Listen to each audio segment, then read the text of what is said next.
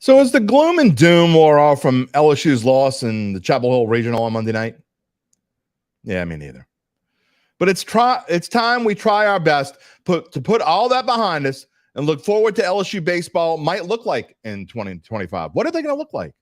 Who's going to be here? Who's not going to be here? There's lots of changes coming.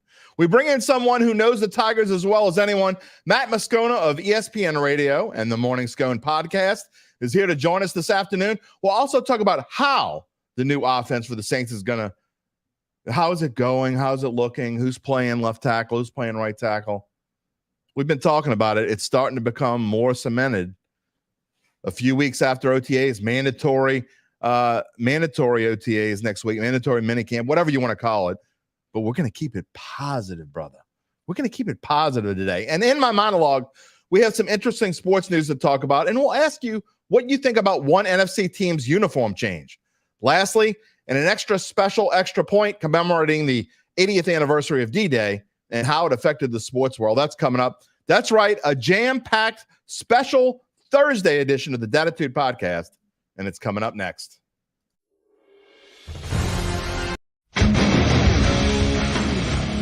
If you're looking for the latest scoop and in-depth interviews on the Saints, the NFL, the Pelicans, LSU, along with the best bets of the week, then lucky you. Along with high-powered, in-the-know guests who cover our teams, Jim Derry brings plenty of Dattitude. And he'll always tell you the way it is, or at least the way he thinks it is.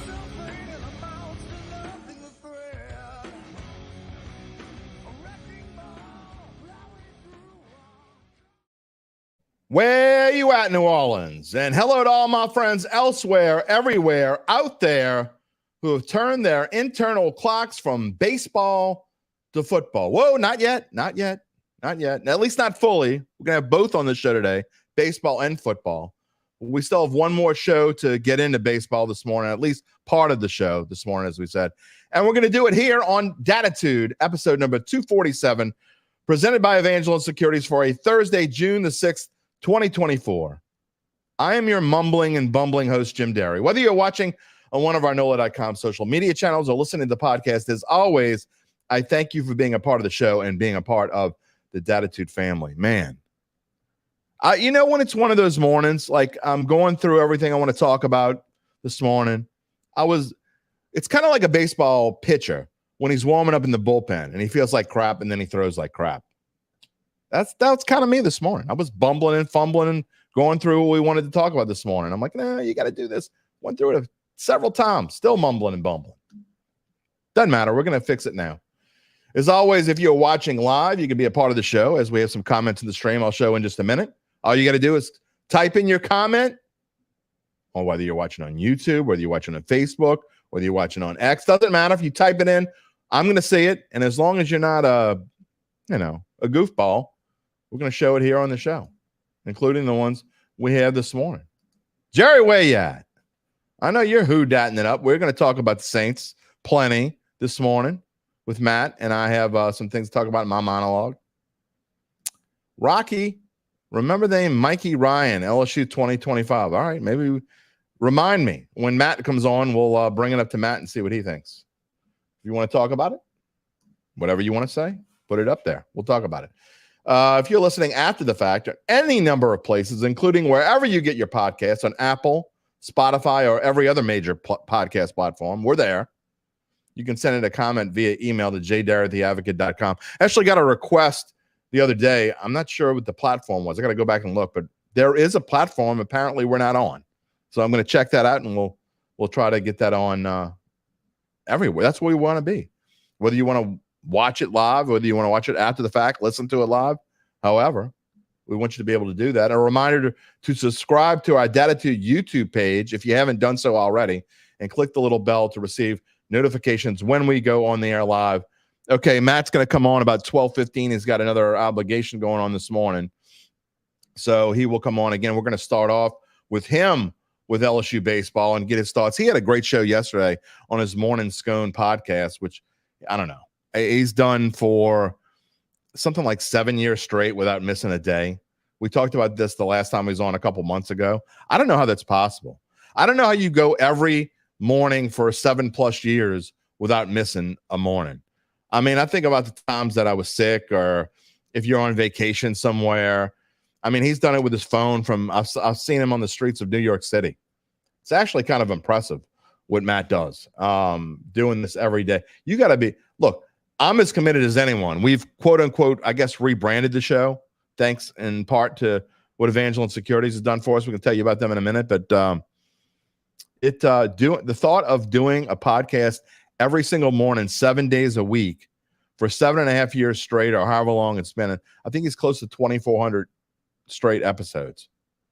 That's beyond impressive. So he's coming on in about 10 minutes or so. Look, LSU, as we get into the show here, again, we're going to talk more about this with Matt, so I don't want to get too far into it, but there were so many people second-guessing Jay Johnson. So many, I mean, come on. We talk about the goofballs. You can't second-guess things that happened. I know there were a lot of people who were talking about whether they should have put Gage's jump in or not. I mean, you can say that wasn't the right move because hindsight's 20/20. But I know when I was looking at it, and I was listening to, I think, innings like 6 through 8 or 5 through 8, somewhere around, I don't know, remember exactly what innings, but I was listening in the car to Chris Blair because I was driving across the lake and going to play my Monday poker game. And I'm thinking, even I was still in the car when Ackenhausen struck out the side, and I'm thinking, okay, now it's time for Gage's jump. So, I mean, I can't be a hypocrite and say, of course it looks like a bad move now. I mean, you can't second guess a guy who 3-12. They were 3-12 in the SEC 2 months ago. They came back, and to me, North Carolina, other than being put in with Tennessee or Texas A&M or somebody like that, which they couldn't be put in a regional with an SEC team.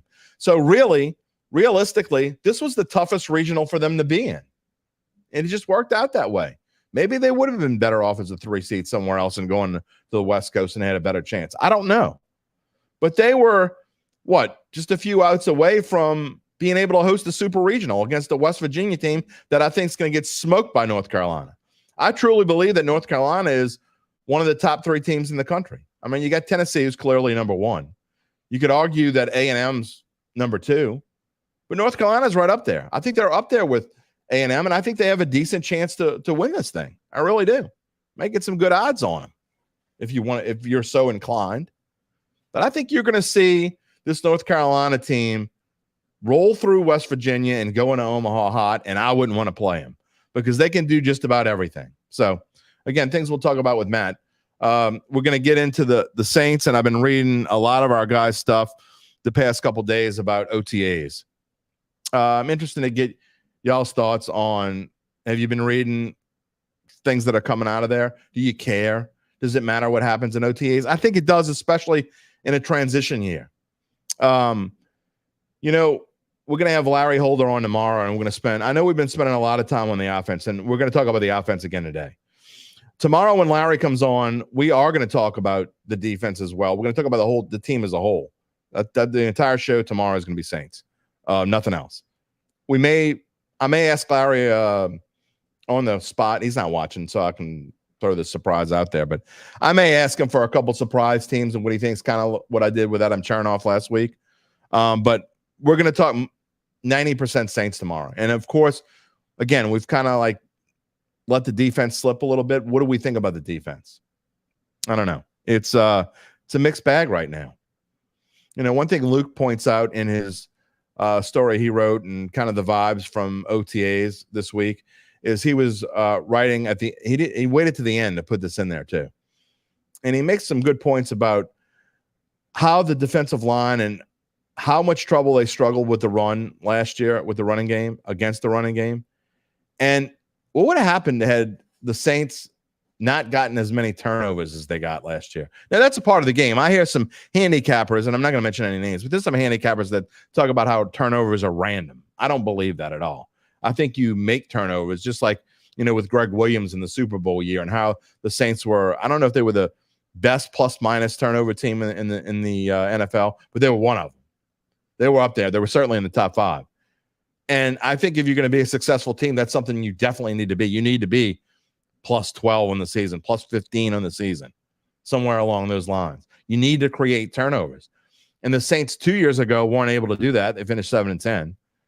And last year, again, easy schedule, so you can't, it's hard to gauge, but last year they created a ton of turnovers. 9-8, big difference. Laura, amen. We're going to save our amens, I think. It's only June, which is part of what we're talking about here. The Saints seem to be excited about this offense, and you see in there, Saints high on their offense. You read through what our Saints guys are talking about. And, you know, there was a play yesterday where 2 days ago, it was either yesterday or 2 days ago, when Jamal Williams was kind of fired up because there was a certain play where Jake Haener makes this great play action dump off where they changed formations, and the defense was confused because they're not used to seeing the Saints change formations. And he made a joke about it.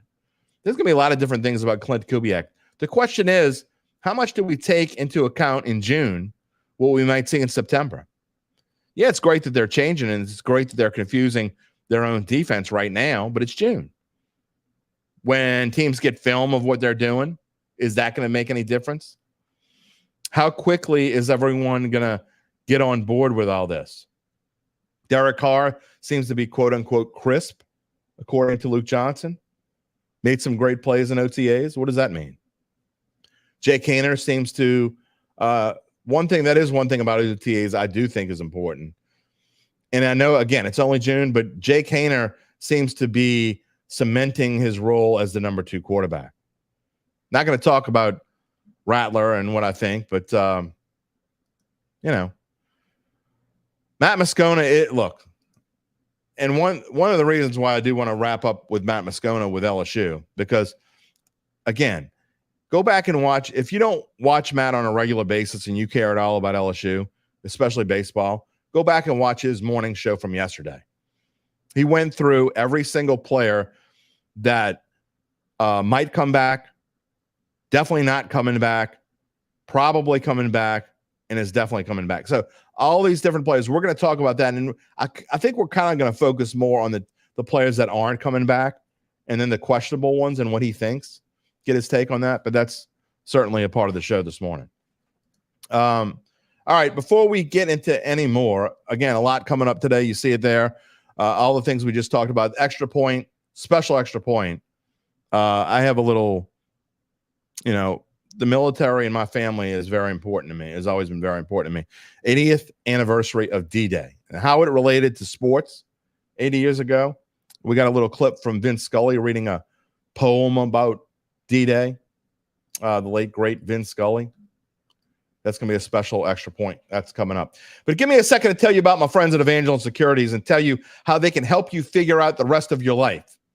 What the hell are you talking about, Derry? Well, I can tell you. If you're pondering selling your business or even know someone who is in this situation, then you need to get in touch with managing directors Nick Braden and Ron Hemel. They came back home from New York to open offices across the street from the Superdome and in Lafayette to use their expertise to help the people that they love in a market that truly needs it. What can they do for you, though, that you might be asking me? Well, I can tell you. First, they'll start you off with a complimentary service that includes a detailed evaluation of your business to figure out its worth. And if you decide to proceed, Nick and Ron will find you a buyer by beginning an extensive auction process that involves established private equity funds from around the world. Big world. They will maximize the return process for the founder of your company and the founder's family so that you can move on to the next chapter of your life, like spending time with the ones you love, wherever you choose to spend that time. Maybe it's in a suite in the dome. It sounds like a pretty good option. Maybe we'll come up with some more options when we continue the story before today's extra point. But in the meantime, check out my friends at www.evangelinesecurities.com. All right, a couple quick things before we bring in Matt. The NBA Finals tonight. Who you got, Mavs? You got Mavs or Lakers? Oh, Lakers. Jeez. Definitely not the Lakers. Mavs and Celtics. That's coming up. That starts tonight. Speaking of the Lakers, and that's why I think I had a brain fart there. Dan Hurley, UConn, back-to-back national champions. Is Dan Hurley going to go to the Lakers? That's the rumor. course, yesterday they were quote unquote zeroing in on JJ Redick, so who knows? We'll find out. And real quick, I wanted to show you this. Vikings uniforms. Have you seen them? They're all white uniforms. I don't like them. That's their helmet. What are we doing here? Justin Jefferson. Gabe said it looks like high school uniforms. Might talk about that a little bit more after Matt's on with us, but I know he's got limited time here as we pull that up and bring it up. Matt, thank you for taking so much time out on your. Dude, you might be the busiest person in the state of Louisiana. I don't know if I'm the busiest person in the state of Louisiana. Maybe in the context of media or sports talk, I might be up there. But I love what I do, man. It doesn't feel like work, so I'm glad to be here. You gotta love what you do to go on every morning for 7.5 years or whatever it is. So no sickness, no vacation. By the way, what does your wife think like when y'all go on vacation and you got to do a morning scone in the morning? She gets it. I mean, we've been together long enough now. She knows that the way I work, and we just plan life around it. As long as I'm doing what I'm supposed to be doing when I'm supposed to be doing it. You got to do it right. You just allocate the time of your day. So, morning scone's been a fun thing. It's always interesting when people who watch that show, I meet them, in real life. And people always say to me, I feel like I know you, I start my day with you every day or whatever. And I'm like, well, you do know me. I mean, you've seen my wife and my son on there. I mean, I talk about real stuff. It's really me. So the same way that people who watch that start their day with me, I start my day with them too. So I feel like I have a close connection to everybody. Yeah, yesterday morning, your wife was in the background looking for something. I don't. That's the printer in my office. She was trying to print something off where she went to work. And so I was like holding up she don't like to be on camera. So I was like holding up my hand, like trying to block her off the background. I made sure we put the printer. Our printer is in another room. So in case that happens, we got that going on. All right. Jerry's saying, what's up, Matt? And you got, man, that's one thing you go through in your morning scone. You got a lot of hellos to say every morning. I love it. Yeah. Well, I really do believe that engaging with your audience, the people who are choosing to spend time with your content matters a lot. So when people send me an email or a text on my text line, I always do my best to reply to as many as I can, because I appreciate it, man. I mean, this, Jim, but like we're in an era where there's never been more competition for eyeballs and for attention. 100%. So when people choose to consume your show, to listen, to watch, whatever, I mean, there's legit gratitude there, because without the audience, like I'm just a guy in a box talking, talking to myself. So there's no doubt. Well, one thing we do here is, we talk about competition, but we kind of work, most of us anyway, not everyone, but we try to work together and help each other out. And that's the one thing that's different, I think, today than maybe even 10 years ago or 15 years ago. And I love the fact that we all do that. And the fact that, guys like you don't have to come on the show. I mean, you got plenty going on, but you make time to come out and do this. And we really appreciate it here on Dattitude. Well, I appreciate the invite. And I always believe, man, like if I can make it work with my schedule, man, anybody ever ask me to go on a show? I mean, of course I'll do that. I'm flattered that people would even think to ask. Well, we love it. All right, let's talk about LSU baseball real quick. I'll just put a wrap on Monday night. Heartbreaking, to say the least. But you know what, Matt? If you would have told me 2 months ago, when this team was 3-12 in the SEC, that they were going to go to Chapel Hill and be just a few outs away from taking down the number 4 seed and having a chance to come back to the box and have a super regional that I'm certain that they would have won and going back to Omaha, I think anybody and their grandma would have taken that one. Yeah, there's no doubt to lay out that scenario. The problem is getting to 3-12 in the first place. True. Because at a place like LSU, the expectation is always going to be when June rolls around, the lights are on at Alec Box. You're supposed to be playing home regional games. It's just that's a baseline expectation to be one of the top 16 teams in America, and it's not unrealistic. Like that should, and I know that's Jay's expectation, every player. But the way that they finished strong when they kind of found an identity, and obviously the second half of the league schedule lightened up and sort of allowed them the opportunity to go on that run. They were a tough out. And I tell you too, Jim, like, I agree with you that they would have beaten West Virginia in the Supers. And with the way Thatcher Hurd pitched in Chapel Hill, you would have gone to Omaha with 3 starters that you really count on. And that puts you in an advantageous situation if you fall into the loser's bracket and if you happen to make it to the championship series. So, I mean, that would have been a very, very dangerous team in Omaha had they just gotten those final 3 outs. I feel awful for Brown. I mean, just the play that, you know, gets in the lights or whatever. It's a hard line drive. It's a tough catch. It's a lot tougher than maybe it looks. And just can't imagine. And that kid will be back next year. And it's hard to imagine what he's thinking. And, you know, people second guess things, and you got your ace on the mound, and people are saying, why didn't you leave in Ackenhouse? And just so many different things that just didn't go your way there at the end. And it's something that I know that LSU fans will think about for a while. No, I actually had a chance to talk to Alex Milazzo for an hour on air on Wednesday. And we did talk about, you know, that end game scenario with Gage Jump and Ackenhouse. And he said, look, Nate, that was the 3rd time Nate had pitched in that regional. And he had thrown 27 pitches the day before. He said he emptied the tank in that eighth inning. Like, the plan they had was the right plan. I say this all the time when it comes to baseball. 100%. Like, baseball is a game of failure. The old cliche is you fail 70% of the time, you're in the Hall of Fame, right? So if you have sound logic with why you made the decision you made, then you have to be able to live with the result.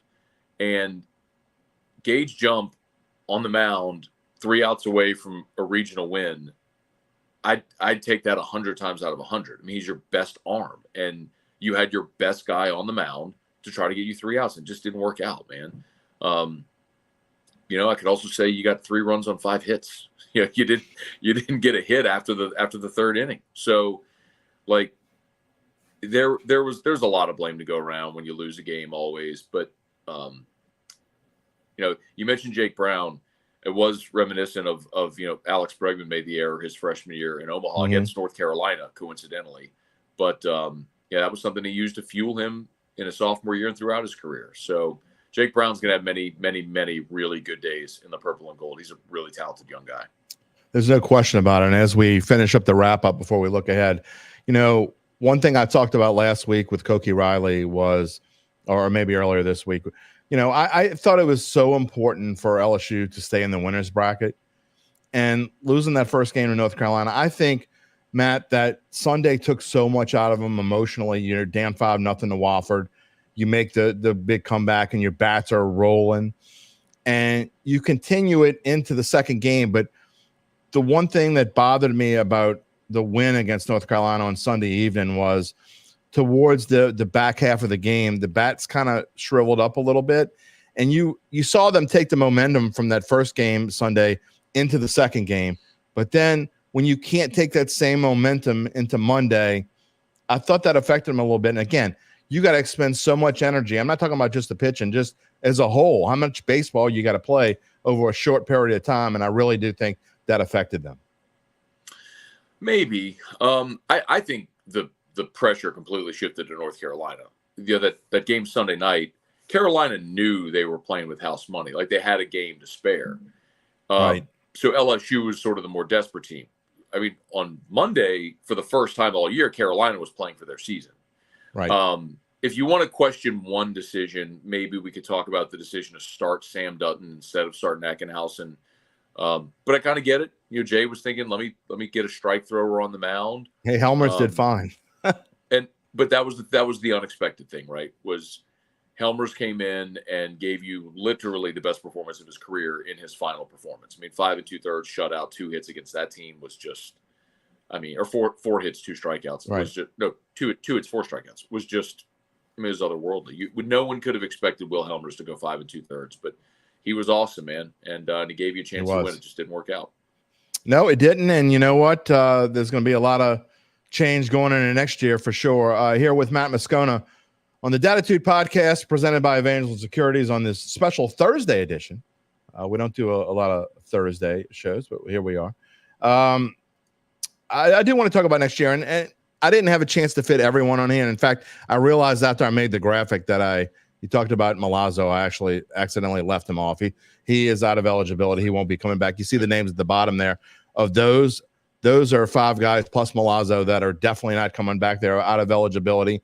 And then I have the guys, and these are in order of what 247 had them as among the top 500 draft. And I drew a line between Griffin Herring and Justin Lohr because you got to think those top 5 guys, they're gone for sure. And if you're listening to the you don't know about Herring? I don't know. I don't think I would. So Herring is a draft eligible sophomore, but as a reliever, your draft prospects aren't going to be as high as if you're a starter. So I think there's a really good chance that Griffin Herring comes back to college with the idea of being a starter next year. Okay. Because he could come back and still maintain his leverage. So I know that's going to be a strong consideration for him this offseason, but I would not be surprised at all if Herring's back. Real quick, just for those that are listening on the podcast and not able to see the graphic that I have up, the top 5 guys now, these are all guys that are in the top 150. Tommy White obviously gone, Luke Holman gone, Thatcher Hurd gone, Gage Jump gone. So that your top 2 aces are gone, and we just talked about Griffin Herring. Now, there's a line there, and everyone under that line is draft eligible, but they are 250 or lower, and it's Justin Lohr, Jared Jones, Paxton Kling, Michael Braswell, Fidel Ulloa, Gavin Guidry, and Josh Pearson. Now, Matt, just of those guys there at the bottom, Jared Jones is kind of rising, and I think the way that he played there towards the end, he's an interesting guy, and he's draft eligible really by one day because you talked about it on your show yesterday, and to be draft eligible, you have to either be 3 years removed from high school, which means class of 2021 or earlier, or if you turn 21 on the day that you would sign or before, then you are eligible. And the day this year happens to be August 1st, which is Jared Jones's birthday. So he turns 21 on that day. If he would have been born on August 2nd, his mom should have waited one more day. He'd be coming back to LSU. But we don't know now. That's the first one I want to talk about. What do you think about Jared Jones and whether he comes back? Yeah, so I think sometimes the most important thing for people who maybe don't follow the baseball draft as closely as other drafts to understand is MLB teams draft on projectability. So that's why you'll see them take an 18-year-old pitcher because they see, 95 and they say, all right, I can work with that and bring him up through our system. When you talk about Jared Jones, there's 5 tools that scouts look for. It's the hit for average, hit for power, arm, glove, speed. Jared Jones is always going to be a first baseman. They're not going to make him an outfielder. So the glove, the arm, the speed are really irrelevant. It's just the ability to hit for average and power, and he's shown he can do that. He hit 28 homers in the SEC this year. So I don't know that Jared Jones coming back does a ton for his draftability. Maybe Jared Jones just wants to come play another year and maintain his leverage, and maybe hitting 30 bombs next year does increase his draft stock even more. But I do believe, the top 3 rounds are all in the $1 million range. Like the last pick of, I want to say maybe it's like, I think I looked it up. It's like pick 77, I think, is the last one where the slot value is $1 million. But somebody is going to call Jared Jones in this draft and offer him $1 million. I'm confident of that. So does Jared Jones want to take $1 million and start his pro career? Or does he want to come back to LSU and make another run at Omaha and play well, hit 30 bombs again, and maybe get 2.5? Maybe. I don't know the answer to it, Jim. It's just that's a decision Jared Jones is going to have to make because someone is going to call him and offer him $1 million to sign, and I just don't know if he will. I'll say this. I wish someone would offer me $1 million. Can you imagine 21 years old being offered $1 million, Matt? No, I can't. Neither can I. If you want to comment, leave a question or a comment, you can do so in whatever stream you're watching, whether it's on Facebook, Twitter, I'll keep calling it Twitter, X, or YouTube, whatever you want. I say Twitter too. I can't get used to it. Mike says his prediction of LSU winning back-to-back titles wrong, but next year win it all. That's the way you got to think, right? Uncle Big Nick's with us. He says, Matt, you have a much better background than I do. I can't deny that. I'm just in my office at work. I got some trophies, some bottles. I don't know what else is up there. I think he probably likes the bottles. All right. I want a couple of these other guys that I'm interested in your thoughts on. You talked about Ulloa and, a guy that throws mid to upper 90s as a reliever. He's going to have an interesting decision to make. What do you think about the potential of he's gone. He's gone. And okay. 96, that power arm from the right side. Remember, he's a junior. So the other thing that I think sometimes people don't realize is we talk about leverage. Baseball's the only draft where you can hear your name called and come back to school. In the other sports, you have to declare if you're entering the draft, and there's no turning back once you do past a certain deadline. You'll sometimes see this, they call them senior signs, where teams looking to save money will draft a senior high because they have no leverage. They can pay him whatever they want. So I had this conversation with Kramer Robertson years ago. After his junior year, I think he was taken around like 32. I don't remember exactly, but it was late in the draft. He came back to school, of course, for his senior year, went in round 4 by the Cardinals and got half the amount of money in round 4 than he was offered in round 32 or whatever it was the year before, because you have no leverage. So Ulloa will be a top 10 round pick, and the top 10 is where the values are slotted. So he'll go somewhere in that top 10 and he'll sign and go start his pro career. I'd be stunned if he was back. Kramer Robertson probably could have got a little loan from his mom if he really needed to. I don't think Kramer was worried about it. Michael Braswell, you think he's probably coming back? No, Braswell's an interesting one. So that's another one. That's a junior. So again, if you come back, you lose all your leverage. Now he could come back and become a better player, but some guys are just going to be ready to go start their career. So much of this is just signability. Like, does Braswell get a call late in the draft? Like, I do not think Braswell is a top 10 round guy. I think he'll go later in the draft, but does he want to just start his pro career? And maybe he could come back and have another solid year. But even if he does, think about what I just said about Kramer. Then you're a senior sign and you're not making money. So where's the incentive? I think the bigger question, honestly, Jim, for Braswell is, does a team take him? Like, if he is drafted, he's a back of the draft type guy. Yeah, I don't think he's ready. It's the thing where he led the SEC in errors. He certainly, the bat came along in conference plays, one of LSU's best hitters in SEC play. Hasn't shown a ton of the power tool. So maybe he's a guy that shifts over and plays second base at the next level, a little less range. But Braswell, I think, is going to be interesting, because if a team does call him and they take him, I think he'll sign. I just think it's a question of, does somebody take him? Speaking of switching positions, I know it's probably not likely, but I think it would be an interesting move to see Monster Milam play shortstop. This kid, watching him progress throughout the year, it was incredible. And not just the offense, and not just the hitting home run from both sides of the plate in the same, regional game. I think he could be a shortstop, and I know it's early, but maybe even at the next level be that kind of kid.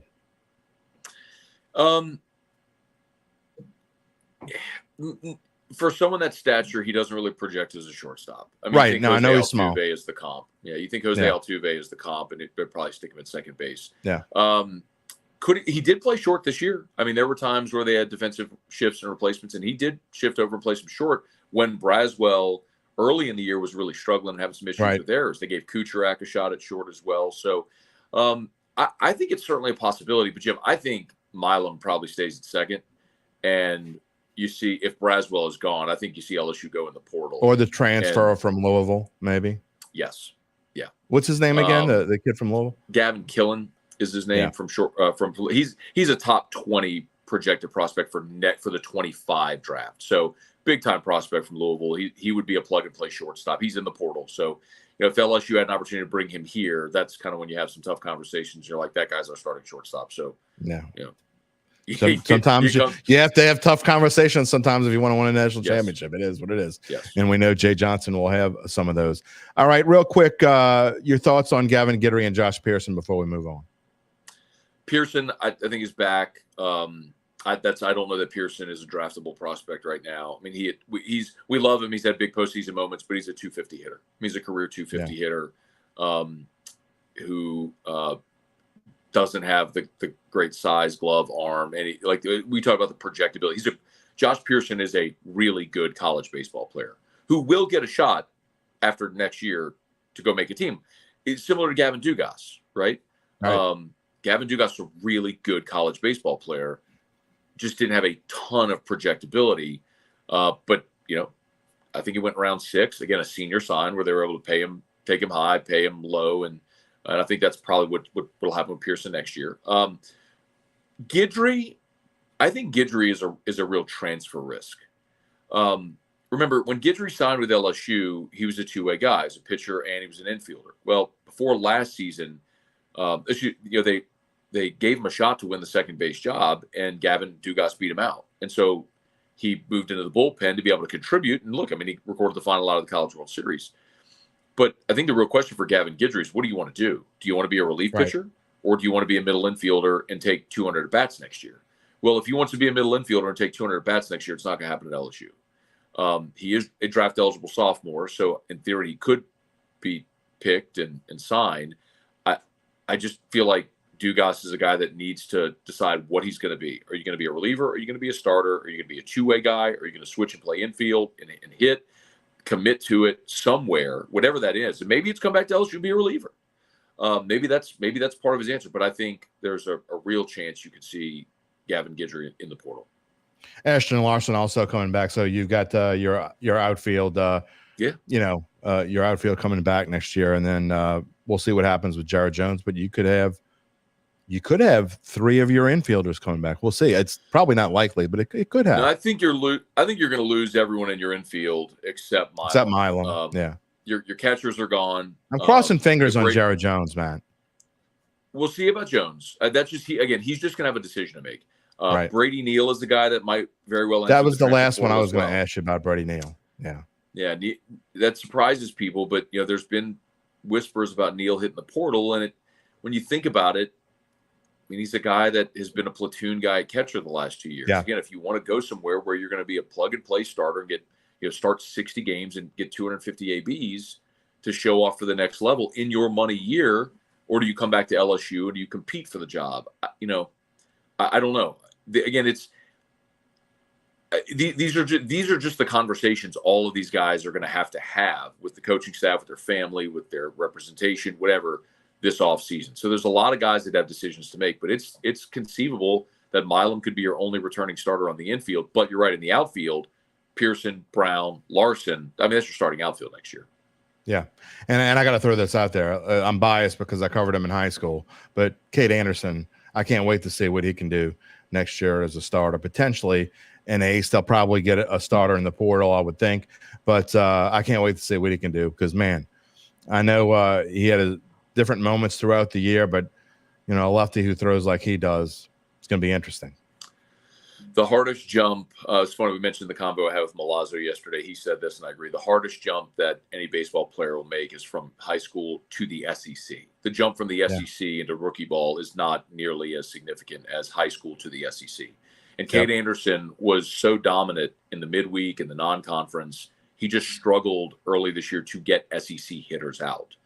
But then you saw it, obviously, the development with what he was able to do in the regional. I agree. Cade Anderson is a weekend guy next year. And when you look at the rotation, Anderson, you got Chase Shores coming back off injury, and Chase Shores throws 100. I mean, he might be your Friday guy. You got Cam Johnson coming back, the freshman, highly regarded freshman lefty who will vie for a spot next year. If Griffin Herring comes back, he's coming back with an eye on being a starter. So Herring might factor into the starting mix as well. And I completely agree, Jim. LSU's going to go get 1 or 2 starters out of the portal. I mean, last year it was Skeens and Hurd. This year it was Jump and Holman. So, and even Lohr was a starter at Xavier. But they are going to go get a couple of starting pitchers in the portal as well. So they're not going to be short for arms or options next year on the mound. No, it's going to be a lot of fun. And I just think, I know it's early and it's easy to be an optimist when you're talking about we're 3 days removed from the end of their season. But I think next year is like super bright for this team. I know there's a lot of turnover, and when you have this much turnover and you're losing the kind of talent that LSU is losing, it's tough to say that. But I truly believe that next year is going to be a really good year for this team. They should all be good years. I mean, Jay's incredible. True. He's an incredible he really recruiter. Is. He's an incredible coach. Oh, game manager. Yeah, this was the way they started this year, losing everything they lost from last year's team, having the conference schedule they did, traveling for the first 6 weeks, and really struggling to find their way to some of those young guys. Just you hit some bumps in the road in the first half of the season. But, yeah, I mean, I always expect them to be a contender as long as Jay's the coach. Really, I mean, it's just always the expectation with LSU baseball. But it's tough to know and make any type of definitive prediction until you know what your roster looks like. I mean, if Jared Jones and Griffin Herring and Gavin Guidry and Josh Pearson, like if all of those guys are back, it's a fundamental different looking team than if all of them leave. So we'll have to wait until the draft in July or the signing date in August. We'll have much better sense after the draft, but we'll know much more about what this team's going to look like. But it's always exciting in the offseason watching how Jay builds this roster. All right, speaking of exciting, I'm going to move on, and I do want to get your pick your brain on the Saints here. And come on, man, we're keeping it all positive. It's June. We can be as positive. No, I'm not really. I'm trying to pretend like I'm positive. This is what I'm really doing. But the Kubiak install, we'll say this, and I talked about this in my monologue about how there are some big differences before we get to the big negative, and that's the offensive line. I will say this, and you got to pour yourself a drink before you can talk about the Saints. The Saints. Just water. Just okay, water. All right. But it's water. This Kubiak install, it has the Saints highly optimistic about where they are right now. Derek Carr supposedly has looked really well in the OTAs, and there are some things that I do want to ask you about, and I find that Taysom Hill could. I mean, he obviously is a big part of this offense, but I think he's going to be a key to this offense. We've seen him doing all kinds of different things, maybe even lining up as a single back in the backfield in these OTAs. So there's so many new wrinkles, changing out of plays, changing formations. What is this? All kinds of things going on, Matt. Yeah, it's going to look different. I think as people who watch and cheer for the Saints, we're going to have to reprogram our brains because we've expected a certain thing for 16 years now. Right. And it's going to look different. It was funny when they hired Kubiak, the first thing I said is like, well, the Taysom Hill tight end thing is over because look at Kubiak's tight ends. He had Kittle in San Francisco. He had Kyle Rudolph in Minnesota. Like he favors a traditional tight end. So that also doesn't bode well for Juwan Johnson. Like that's not stylistically what Kubiak uses. And I said, is Taysom Hill going to be the Kyle Juszczyk of this offense? Like, are they going to move him to fullback? And sure enough, we're seeing him 3-point stance behind the quarterback, taking reps at fullback. So in a way, it's exciting because it's different. And anytime something's new and different, there is a level of excitement. I think that's obvious in anything in life. I think everyone making predictions about this team, though, and pointing out their very real concerns are justified. I mean, Dennis Allen's not a good head coach. He's not. Your offensive line, you get 2 known starters on your line. Derek Carr is, at best, a mid-level quarterback in the NFL and didn't play like it last year for the bulk of the season. Kamara, his last 3 years, haven't even touched what he was in the first 4 years of his career. I mean, I love Olave and Shaheed, but what else? Like, what is the thing there offensively that makes me feel like, yeah, that's going to be awesome? I think defensively they're going to be fine. Dennis Allen's a great defensive coordinator. He's proven his mettle in this league as a guy who can organize and call a defense. And I think defensively they may not be elite because they are getting a little older, but they're going to be fine. They'll be plenty good enough to win games. I don't know that I trust this offense is going to be anywhere near the top half of the league. So there's your Debbie Downer in June. Man, I was gonna say, man, you're a Derry Downer today. I mean, they like to call me Derry Downer during the season. You're filling my role this morning here Jim, on the it's just honest, Dattitude like podcast. Jim, honestly, Jim, what is the thing offensively that gives you hope that they're going to be a top 10 offense in the league. You don't have a top 10 quarterback. Your offensive line is unsettled. You have an aging running back. You weren't productive a year ago. Like, where's the thing that makes me go, yep, this is the thing that's going to work? Okay, I'm gonna temper my hope, okay? But I'm gonna say, if you're a fan and you're looking for hope, and one thing I do say, and I say this over and over again, is that if you're a fan, and there's so many numbskulls out there that are just like hoping the team loses, which I think is ridiculous. Okay, but if you're a fan, no, why would you? But if you're a fan and you're going to the season and you are looking for some hope, I think that there is potential. This is not what I think is going to happen, but there is potential that this new offense will make such a difference. And we had on one of the top football handicappers on the planet last week, and Adam Chernoff, and he was talking about how one thing he says is the offensive line might not need to be as good because of Kubiak's system, whereas even though they run the ball as much as they do, things are so spread and open that they're able to get away with some things that other teams can. If you look at San Francisco's offensive line, isn't anything spectacular. It's good, but it's okay, and maybe it looks better than it is. But I think this new offense, and especially, you're talking about a new offensive line coach that can change some things as well. So I think there is some hope that they could be. I don't know if top 10, maybe 10-ish. I think that's kind of the ceiling for this team. The floor is bad though. But I just think that if you're looking for hope, that to me is where you would look. And it starts with Klint Kubiak, who obviously you see his picture here on the screen. I do love the Klint Kubiak hire. I do. If it just, people say it all the time, the NFL is a copycat league, and it is, and people look for trends and successes. And so if the thing that's working is that McVay-Shanahan tree and you go pluck a branch off of it, great. Yes, I like that. Yes, do that instead of whatever that thing was the Saints were a year ago, where they didn't resemble anything creative. So yes, I do hope for that. But I'll tell you this, Jim, I talked about this a few weeks ago. I went back and looked up when the preseason Super Bowl odds came out. I went and looked up the longest shot Super Bowl winners ever. Like, do you know what they are off the top? Well, they're low. I would imagine they're lower than like 2,500. Plus 2,500. So here's the team. 25-1. That the three teams, the longest odds ever to win the Super Bowl: the '99 Rams, the 2001 Patriots, makes sense, and the 2017 Eagles. What do those three teams I just mentioned all have in common? The '99 Rams, the 2001 Patriots, the 2017 Eagles. Well, I mean, they all had outstanding offenses for sure. I mean, the Rams were, the greatest show on turf, and they had Kurt Warner, who came out of nowhere, never knew that he could even be a quarterback. Tom Brady. We found Tom Brady. Do you remember who the quarterback was to start the season for St. Louis? It was Trent Green. It was Trent Green. He got hurt in the preseason. They were like, oh, fudge. Do you remember who the quarterback was in 2001 in New England until Tom Brady? Drew Bledsoe. And he got hurt.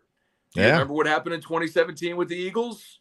Well, Nick Foles came on. Who was the quarterback? I'm trying to think who was the quarterback. The guy they took with the second pick in the draft, Carson Wentz. Yeah, Carson Wentz. Gabe standing in the green room back there. The three longest shot Super Bowl winners ever all had. Oh, you're not going to say that. No. Listen, I'm not saying I want Jake Haener comes in or anything. But what I'm telling you is your path is something unexpected, like Haener, I don't disagree with that at all. Boom. That's like, look at the history of this league. That if you want, like, that's your path. I'm not saying it's going to happen. I don't think it could, but hell, Brock Purdy was Mr. Irrelevant and just took San Francisco to a Super Bowl with this offensive coordinator. Well, I said last year that I will say this, and I'm not as down on Derek Carr as a lot of people are. I think that, he was 12th in the NFL last year with one of the worst offensive lines on the football planet. They had an offensive line last year that at times I think would have struggled in the SEC, and I'm not kidding. So I say that the fact that he did that, but I don't have any hope for this offensive line either, which doesn't help me think that. So, but all that being said, I really like, and people can talk about Spencer Rattler all they want. I think it's Jake Haener who is the future of this football team. I really do. I'm indifferent. I don't have an emotional feel one way or another. And if it is Jake Haener, awesome. I would love to have a fourth round quarterback on a rookie deal to wash away the sins of giving Derek Carr $100 million, which is nauseating. I don't. Yeah, I hear you. Well, one thing you know about this team, Matt, one thing that's going to be different is where they just refused. The little clipboard holder refused to put Jameis Winston in last year when I thought he needed to be in there because Derek Carr was hurt. I'm not saying he should have replaced Derek Carr, but there were games when Derek Carr was clearly injured and shouldn't have been playing, and Jameis Winston should have been, but they refused to do it. Klint Kubiak's not going to refuse to put Jake Haener in. If Carr gets smashed in the ribs and needs a week or two off, he's going to get a week or two off. And we're going. I just don't. I see with this offensive line, I see the chance of Derek Carr starting 17 games to be slim to none. And I think you're going to see Jake Haener starting a game or two or maybe more. So maybe that is your surprise of the year. I don't know. That's the one I would give you. If you're looking for a reason to think maybe this team could surprise everybody, you have to have something like that happen. And all right, I'm not pulling for a Derek Carr injury. Please don't. I would never pull for somebody to get hurt. I'm just stating the obvious, which is the three longest shot Super Bowl winners ever all replaced their quarterback and got unbelievable quarterback play from people that nobody expected would ever be capable of what they did.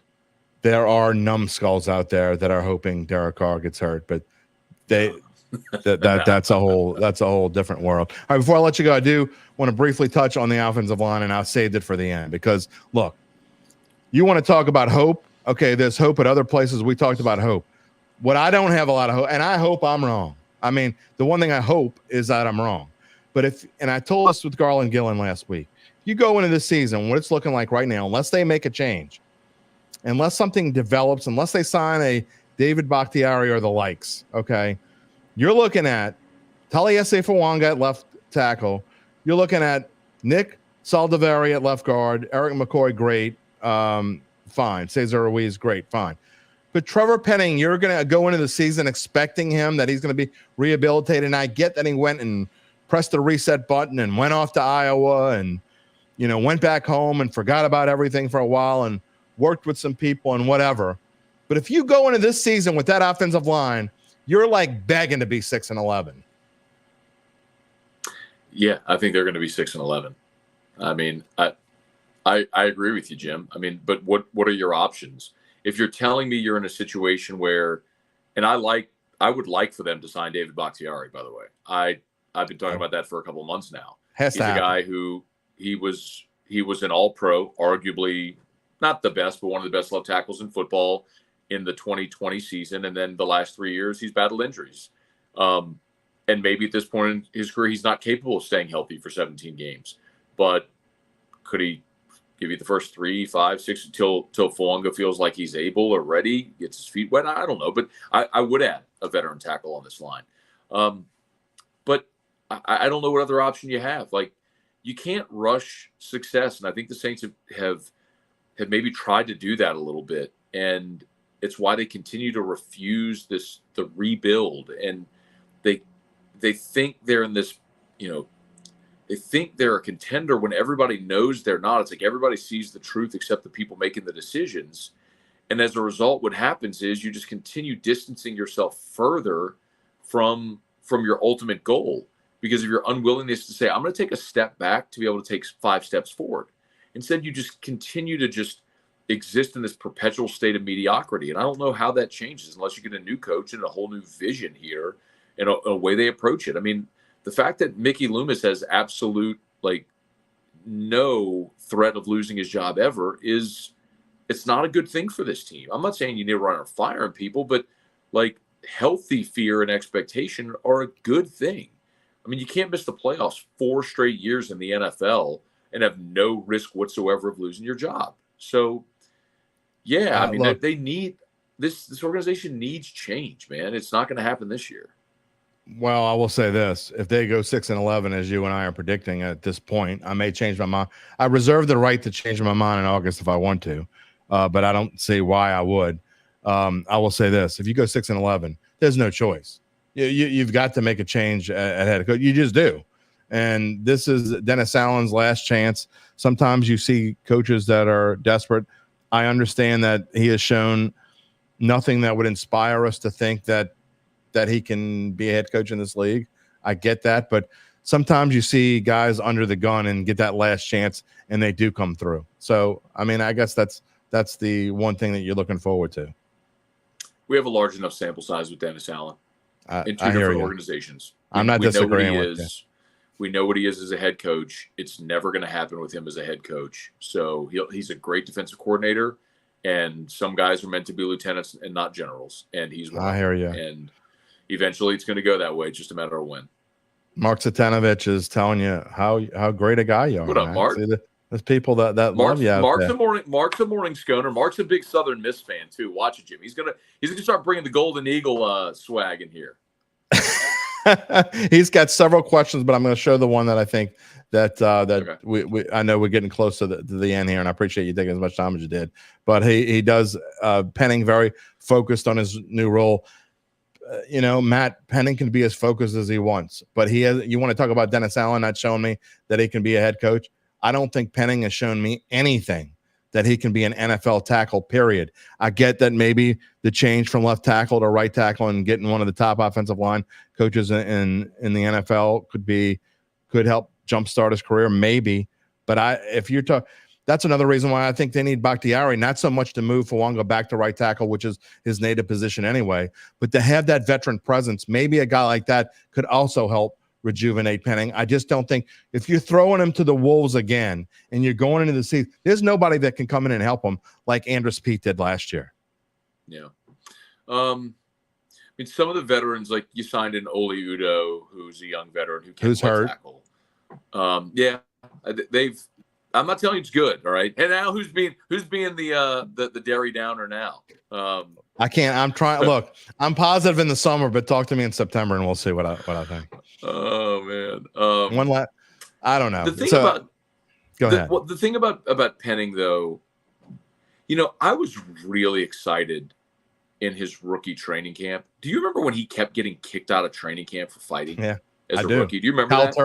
Kyle Turley Jr. And, man, the thing I loved about it, Jim, was like, I want an offensive lineman that are just going to go smash people and be nasty and physical. And like, he was unafraid coming from Northern Iowa, small school into the NFL, was unafraid. Yeah. And I love that. And I wonder, had he not gotten injured in that preseason game, what his rookie year might have looked like. Yeah. Or did that stunt him so much so last year he wasn't ready? I talked not long ago with John Stinchcomb, who, of course, was the right tackle on the Super Bowl team. And John was the number 37 pick in the draft. He was a high second-round pick from Georgia.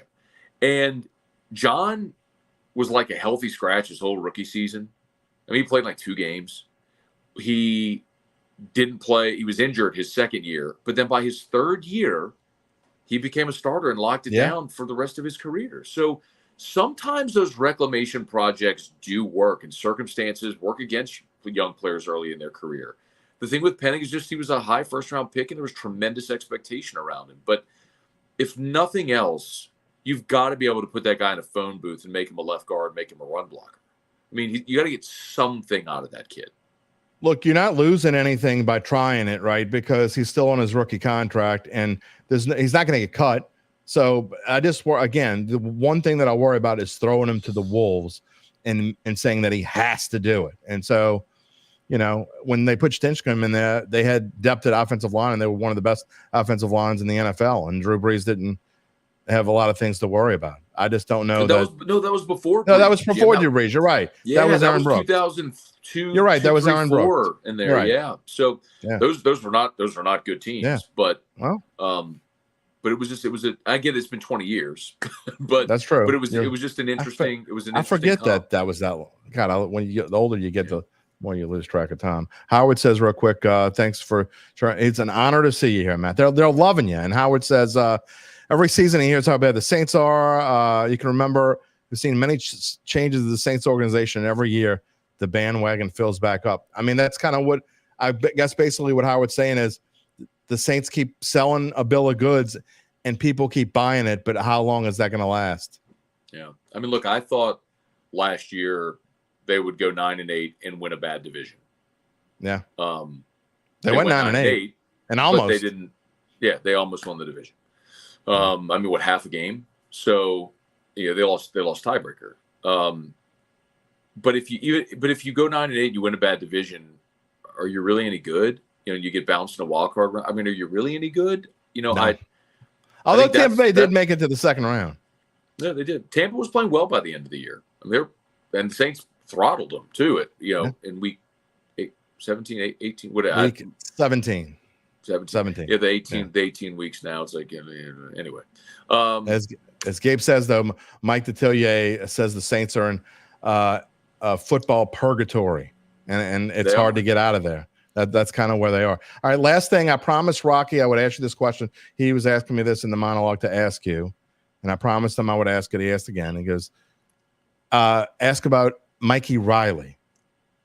Mike Ryan. Yeah. Mike Ryan. Yeah. So Mike Ryan, no, it's all good. So Mike Ryan is one of the best players in the state of Louisiana. And when it comes to stuff like that, Jim, I lean on my good friend Ryan Terrio, who of course played at LSU and played in the Bigs and comes on my show every week. Go Cubs. One of my, yeah.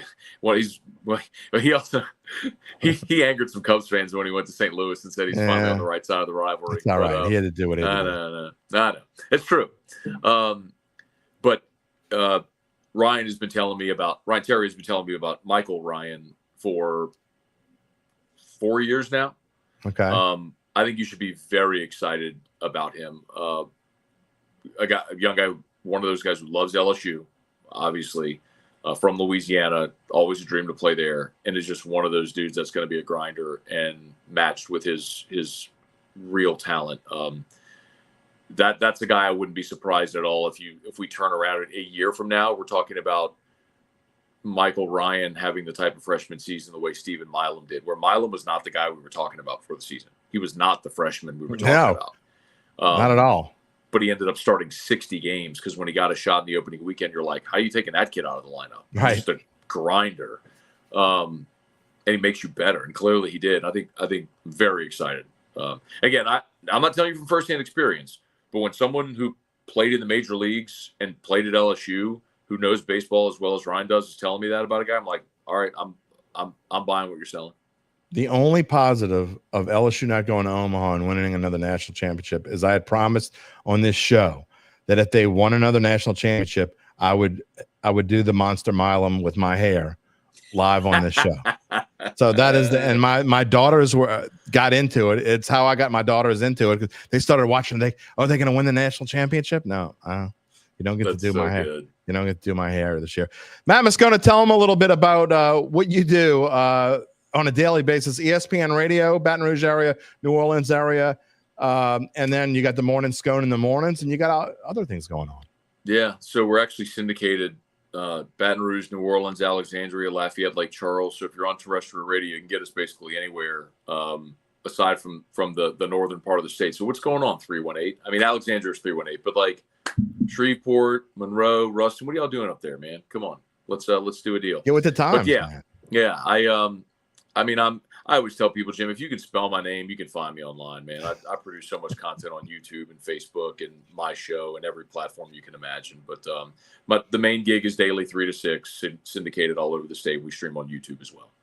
Well, I found you, and I've become a regular. I don't necessarily comment on there, but I watch the other ones comment. But I'm watching you in the morning, Matt Moscona. I don't 2,000 something straight episodes, a lot. And whatever it is, it's a lot. So congratulations on that. You're a better man than me. I couldn't do it. Oh man, that's just something wired in my brain. It's like I just can't stop. Like I've started, and I'm like, what am I going to? You're like Cal Ripken. Cal Ripken. You can't stop the streak. That's a way better. That's a way better comparison. I was going to say like Forrest Gump, who's like, I just felt like running. I got to one ocean, figured I'd turn around and go to the next. I mean, that's just how I am. It's like, I started, the streak's where it is. I'm like, well, when do you stop? I don't know. I mean, it's every day for 6 years of my life. I wake up and I do morning scone. I'm like, literally every day for 6 years. When do you just wake up one day and say, you know what, I'm not going to do it today? I don't know. One day you'll wake up and say, I'm tired. I think I'll go home now. I'll go home now.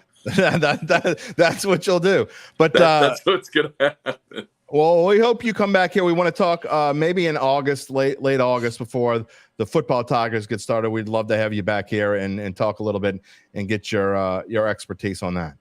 Happy to do it. Thanks, Jim. Thank you, Matt. Matt Moscona here on the Dattitude podcast. Love having him on.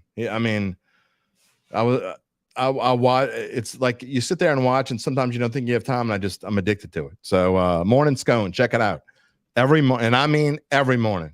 Check out Matt. All right, Saints. Look, it is an interesting proposition that they had this year. Again, I'm trying to keep it as positive as possible. Keeping it positive, brother. You got to this time of year. You got to. I mean, I'm being realistic about what I think, and I told you I think they're going to go 6-11. Doesn't mean that I don't think they can go 10-7, or I don't know, 11-6 might even be a pipe dream. But I don't think they can't go 10-7 and win the division. Okay, that's where I'm at right now. As we go into the last 4 shows before I go on a vacation, when I come back, it's going to be NFL preview time. It's going to be a week and a half from training camp. I'm going to be gone for a few weeks to recharge the batteries and get this show ready for the fall. So we got 4 shows left. But as I sit here on June 6th, I'm telling you, while I think they're going to go 6-11 or maybe 7-10, it's not inconceivable. It's not ridiculous that they can go 10-7. You look at the odds actually crept up, and I never changed them, but they're plus 340 right now to win the division. If you don't know what that means, I explain it here often, but it means that basically means they're 3.4 to 1 to win the division. I think that's about right. I think if you play this season out 4 times, they're going to win 1. You play this season out 3 times, they probably would win 1, but not necessarily. But I don't necessarily think it's doomsday. Chris, you're right. I mean, that's what I've been talking about. The schedule is brutal. 9-8 ain't cutting it. There's no doubt about it. 9-8's not good enough. Even if they go better than what we think they're going to go, and they are 9-8, I mean, who's going to accept what they did last year? Because basically, if you're talking about 9-8, I think that's what's going to happen. You're not going to win the division. I don't think 9-8 is going to win the division this year. I really don't. I think Atlanta is going to be a 10-win potential team. Either Tampa or Atlanta is going to win 10 games. Not only that, we had Adam Chernoff last week who thinks Carolina is one of the surprise teams in the NFL. Now, you can laugh all you want, but every year there's one. If I would have said that about Houston last year, which I didn't, but if I would have said that about Houston last year, you would have laughed at me. You would have laughed if most of you, not everybody, but you would have laughed if I would have said Houston was going to win the division and go to the playoffs, and C.J. Stroud was going to be this end-all quarterback. Can he continue in his sophomore year? I don't know. We'll talk about that in a month or so when we start doing the NFL previews. Doesn't matter. But every year there are surprises. The Saints have the potential to be one of those surprise teams, and so do the Carolina Panthers. I don't necessarily see what Adam sees, but somebody's going to be right. Just like there are surprise good teams, there are surprise bad teams. That'd be the Dallas Cowboys. Who's going to run the football for the Dallas Cowboys? All things we're going to get into when I come back. And tomorrow, especially tomorrow, we're going to talk about mostly Saints. Like I said, 80 to 90% Saints. But we are going to talk about maybe a couple surprises and a couple teams that Larry might be disappointed in. Larry Holder, my old friend who we worked together for quite a while. He used to come on the Black and Gold Today show that I did back in 2015. He came on every Friday to make his prediction. And his last year was on every Friday on this show. Hopefully, I think he's going to be on every Friday this year. But he doesn't just cover the Saints anymore. He's an NFL reporter for the Athletic. So I will pick his brain on the NFL. Chris, at least got LSU. Saints are average. Got to accept it. You don't have to accept it right now. Be positive. And that part's not a joke. Be positive. Seriously. I'm actually in my mind trying to convince myself that they can be good, even though I think they're going to be bad. But I'm dead serious when I think they could be good. Whether they will or not is another story. Got plenty more to talk about before we even get to training camp. And then we're going to switch to the extra point in just a moment. Before we get to today's extra point, give me a second. I want you to hear the extra point. It's an important one today. It's very important. But I want to continue very quickly our story about our friends at Evangeline Securities. We told you how it works, and we stress that if you're thinking of selling your business, you won't find anyone in Louisiana, and I mean that, who can help you more than Evangeline Securities. Now, you might be in a situation where you have been wondering about what your business is worth. The truth is, you really can't know without the help of an expert. That's where Nick Braden and Ron Hemelt come in. Not only will they go through an extensive evaluation to figure out the biggest question weighing on your mind, but if and when you decide to proceed, then they will begin an extensive auction process and involve established private equity funds from across the world. They will maximize the return process for the founder of your company and for your family. You want to take me out to Pebble Beach for a couple of rounds when you become rich? You know, I'd be happy to oblige. That's how dedicated I am to my viewers and listeners. I'll go play a round or two with you. You can eat lobster, steak, whatever you want. I'm in. There are very few companies like Evangeline Securities in this area, and none with their dedication and success. And beyond that, they are the top producer on their platform. They are fully licensed and ready to serve you. So if you're contemplating spending the rest of your football Saturdays and Sundays and Mondays and Thursdays and Wednesdays for Christmas and whatever other day, if you want to spend those days worry-free, talk to Nick and Ron about what's really important the rest of your life. Check them out at www.evangelinesecurities.com. Chris Ross says, great show. Looking forward to the season. I am too. No matter if the Saints are not great or not, I'm looking forward to the season. We haven't even talked about Tulane yet. We're going to. Tulane going to be good. They got an easy schedule. All right, more on all that coming up. Extra point today. We go back to one of the most important days in American history, maybe the most important day in the past century. June 6, 1944 was D-Day. And I'm not here to give you a history lesson. Well, maybe I am if you don't understand the significance of the day. How does this relate to sports, you might ask? Well, there are very few days on the calendar when a major sports league shuts down and an entire day's worth of games with it. On that day, 80 years ago, Major League Baseball did go silent, as it was a day where the nation wondered what would happen to the world going forward. On the day the United States and the Allied forces sent in hundreds of thousands of troops onto the shore of Normandy, France, we obviously know now that this was the turning point in the World War II and the fight against the Nazis. With such uncertainty and no time yet to celebrate, baseball took a day off. Several of its players were there that day, including 19-year-old Yogi Berra, who said it looked like, quote, the fireworks on the 4th of July.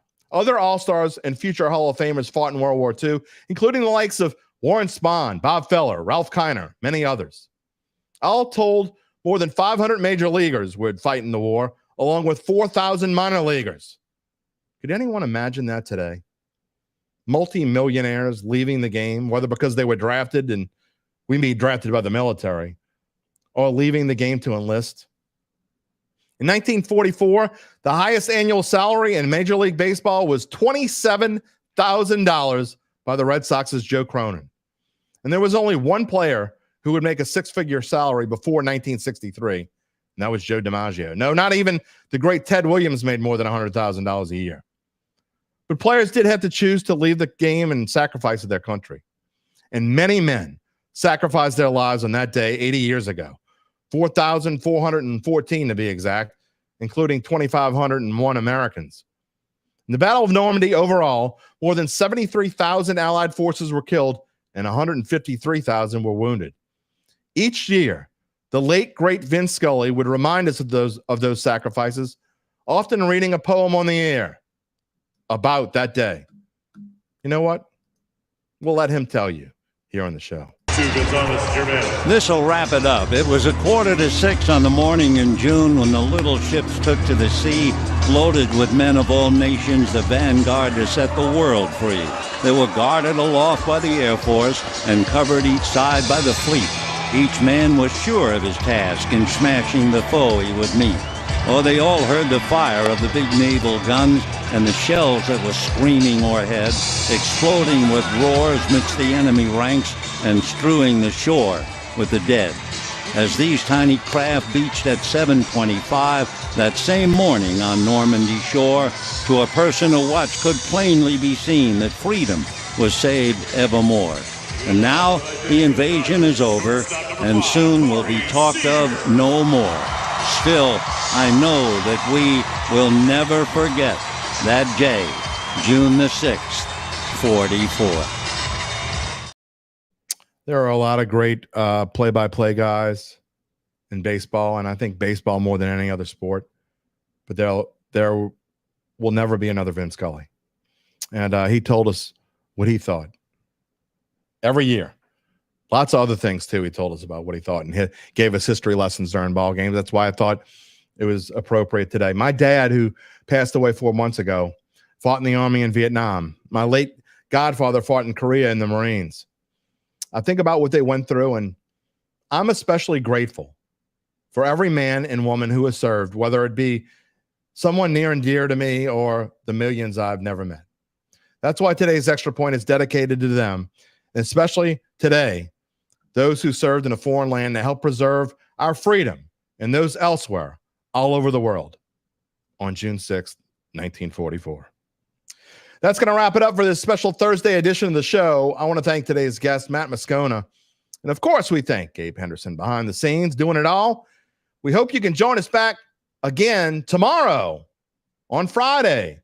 We'll be back at our regular live time at 11 a.m. and we'll welcome in my old friend Larry Holder of The Athletic to talk Saints. We're going to have Mike Detillier on Monday. A reminder to subscribe to our Dattitude YouTube page and click the little bell to receive notifications when we go on the air live.